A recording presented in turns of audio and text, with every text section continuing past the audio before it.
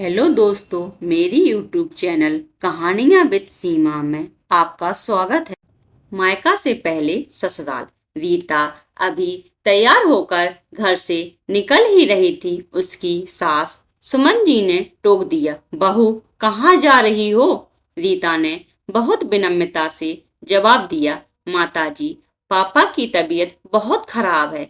माँ बहुत घबरा रही है, उन्हें देखने जा रही हूँ। यह कहकर रीता बिना जवाब का इंतजार किए घर से बाहर निकल गई। सुमन जी को उसका व्यवहार अच्छा नहीं लगा, लेकिन पिता की बीमारी की खबर सुनकर वे चुप रह गईं। रीता जल्दी से घर पहुंची तो देखा पापा का खांसी की वजह से बुरा हाल था। रीता ने माँ से कहा, मैंने आपसे पहले ही कहा था कि पापा को किसी अच्छे डॉक्टर को दिखा लेते हैं। खांसी बढ़ती जा रही है, लेकिन आप दोनों किसी की सुनते नहीं हो। तुम पापा को संभालो, मैं ऑटो लेकर आती हूँ। हम बड़े हॉस्पिटल चलेंगे। रीता पापा को लेकर अस्पताल पहुंच गई। वहां डॉक्टर ने उन्हें एक इंजेक्शन लगा दिया, जिससे उन्हें कुछ आराम मिला। डॉक्टर ने रीता से कहा, देखो, अभी तो हम इन्हें एडमिट कर रहे हैं, कल इनके सारे टेस्ट करेंगे, उसके बाद ही ठीक से इलाज शुरू होगा। रीता पापा को एडमिट कराकर घर पहुंची तो उसके पति राहुल उसकी प्रतीक्षा कर रहे थे। रीता के आते ही रीता से राहुल ने पूछा, कैसे हैं पापा? तुम तो उन्हें देखने गई थी, लेकिन कितनी देर लगा दी? तुम्हें पता है ना, माँ से खाना नहीं बनता। आज सब भूखे बैठे हैं। कम से कम पापा के बारे में सोचती, अपने घर ही जाकर बैठ गई। यह सुनकर रीता की आंखों से आंसू छलक उठे। उसने किसी तरह अपने आप को संभालते हुए कहा, पापा की तबीयत बहुत खराब थी, उन्हें हॉस्पिटल में एडमिट कराकर आ रही हूँ। आप सब बैठिए, अभी 10 मिनट में मैं सबके लिए खाना बना देती हूँ। यह सुनकर राहुल का गुस्सा कुछ शांत हुआ। उसने कहा, नहीं, रहने दो, खाना मैंने बाहर से ऑर्डर कर दिया है। तुम बस माँ के लिए 1-2 रोटी सेक देना, वे बाहर का नहीं खाती। तुम जाकर नहा लो, हॉस्पिटल से आई हो। रीता को राहुल का उसकी केयर करना अच्छा लगा। वह जल्दी से नहाने चली गई। नहाकर उसने माता जी के लिए खाना बनाकर उन्हें परोस दिया। वह जल्दी जल्दी खाना बना रही थी। उसका मन पापा की ओर लगा था। पता नहीं अब कैसे होंगे, वह फोन करना चाह रही थी। सब काम जल्दी से निपटा कर वह छत पर चली गई। वहां उसने माँ को फोन लगाया। माँ, कैसी तबीयत है पापा की? माँ ने कहा, बेटा, तेरे जाने के बाद तो इनकी तबीयत और बिगड़ गई थी।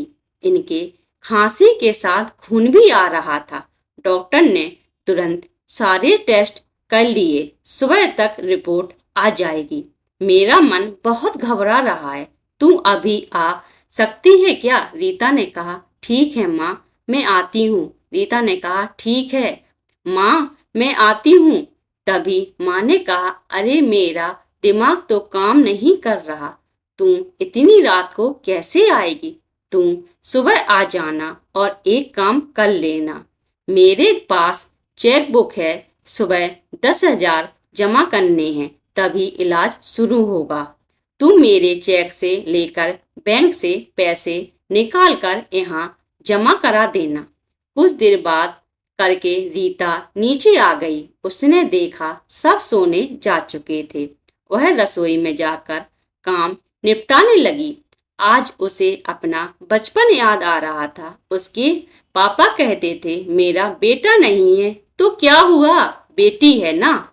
मैं इस काबिल बनाऊंगा कि यही मेरा बेटा बनेगी।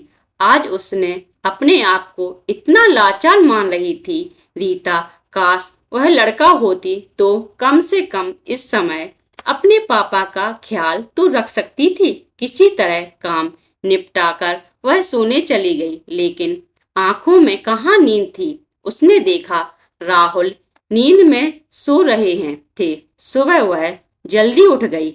सबके लिए नाश्ता बनाकर राहुल का लंच पैक करके वह निकलने के लिए तैयार हो गई थी। तभी उसने देखा उसकी अलमारी में 10,000 रुपए पड़े हैं, जो राहुल ने परसों घर खर्च के लिए दिए थे। रीता ने कुछ सोचकर पैसे पर्स में रख लिए और हॉस्टल पहुंच गई। वहां उसने पैसे जमा करा दिए। पापा के पास पहुंची तो देखा पापा कुछ ठीक लग रहे थे। वे रीता को देखकर मुस्कुरा दिए। तभी माँ ने कहा, बेटा ये चेक ले जा, बैंक से पैसे निकाल कर जमा कर दे, तभी रिपोर्ट मिलेंगी। रीता ने कहा, माँ पैसे मैंने जमा करा दिए थे, अभी घर जाऊंगी तो बैंक से निकाल लूंगी। पापा का इलाज अभी शुरू हो जाएगा। यह सुनकर माँ ने कहा, अरे बेटा तूने यह क्या किया? तेरे ससुराल वालों को पता लगा तो ना जाने तुझे कितना भला बुरा सुनाएंगे।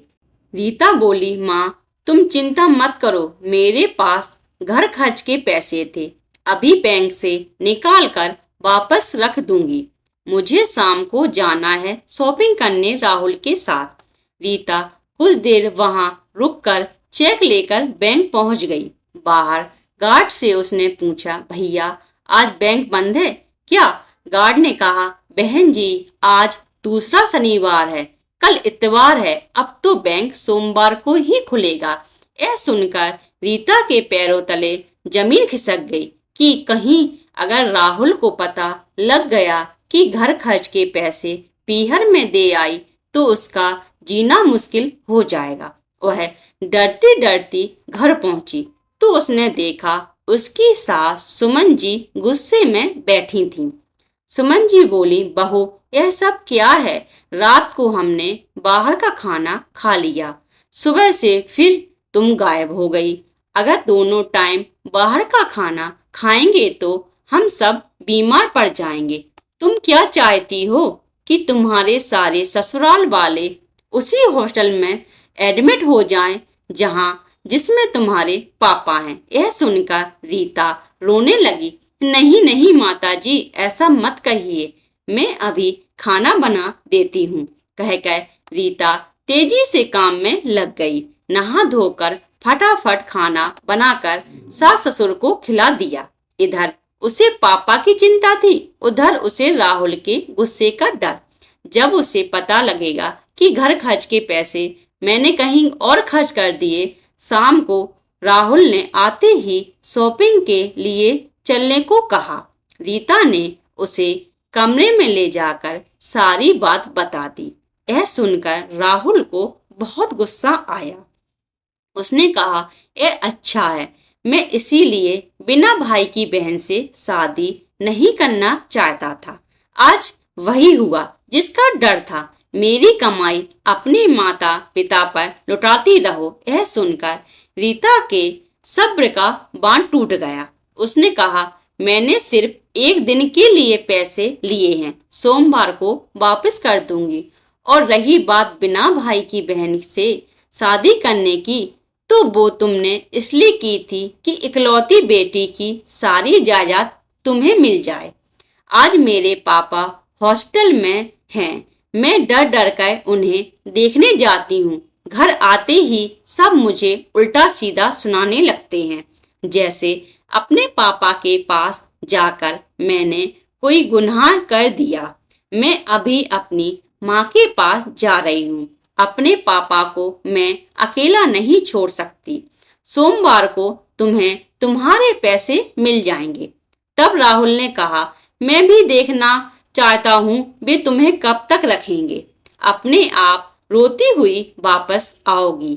रीता ने जवाब दिया, उसकी नौबत नहीं आएगी। मेरे पापा ने मुझे इतना काबिल बना दिया है कि मैं अपना और अपने माँ बाप का पालन पोषण अच्छे से कर सकूं।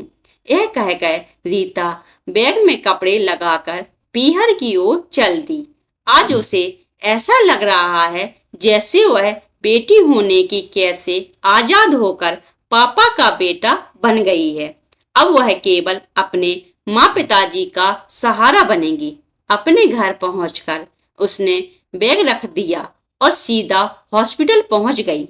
माँ के पूछने पर उसने कुछ नहीं बताया। उसने कहा, चिंता मत करो माँ, राहुल ने मुझे यहाँ रहकर पापा की देखभाल करने के लिए कहा है। यह सुनकर माँ बहुत खुश हुई। अगले दिन पापा की रिपोर्ट आ गई। उसमें लम्स में इन्फेक्शन था। उसी समय उनका इलाज शुरू हो गया। सोमवार के दिन रीता ने 10,000 रुपए अपने ससुराल भिजवा दिए। कुछ ही दिनों में उसके पापा ठीक हो गए। रीता ने इसी बीच एक नौकरी ढूंढ ली थी।